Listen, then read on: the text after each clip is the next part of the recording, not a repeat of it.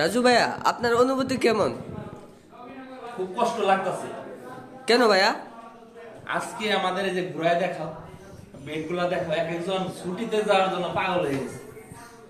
ছুটিতে যাইবো পাগল হয়ে গেছে। কি কারণে জানো?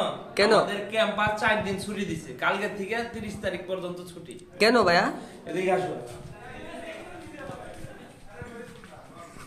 সবাই কিছু মনে করো না। আলহামদুলিল্লাহ। ভাই, আপনার অনুভূতি কেমন? আমার অনুভূতি ভাই, এই যে ভূমিকম্প হবে, আমি কালকে বাড়ি থেকে আইছি, আবার আজকে আমার যাইতে হচ্ছে। আরে এত কষ্ট! এই দুঃখ, আমার দুঃখ কোনে থাকবো ভাই? এই কষ্ট জ্বালায় আমি হার্ট স্ট্রোকও করতে পারি মাত্র। আরে ভাই, এত কষ্ট! আচ্ছা আসো। আচ্ছা, মানে এমন একটা পরিস্থিতি, আতঙ্কে আমরা আছি। হ্যাঁ। করোনা ভাইরাসের সময়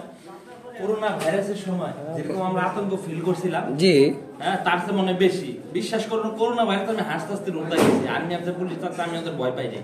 কারণ কেন জানো? এটা আমার কাছে কোনো কিছু মনে হয় না, কিন্তু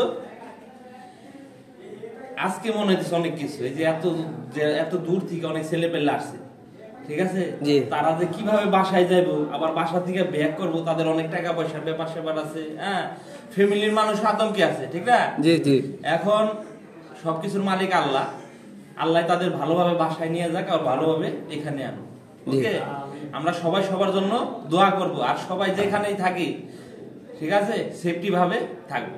ইনশাল্লাহ, ইনশাল্লাহ। ওকে, আসসালামু আলাইকুম। আসসালাম।